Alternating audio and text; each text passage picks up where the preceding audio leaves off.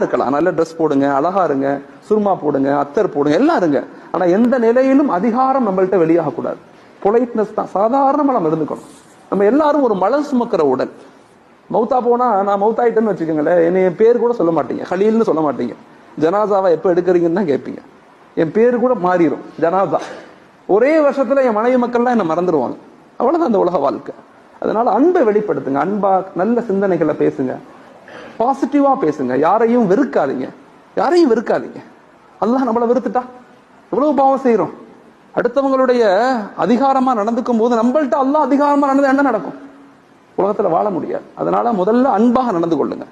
யாரையுமே பெருசா தயவு செய்து அதிகார தோரணையில உங்களை குறைகளை முன்னெடுத்தாதீங்க. இந்த குறைகளுக்கு பின்னால போனவங்களுக்கு நல்ல மௌத்து வந்ததாக சரித்திரம் இல்லை.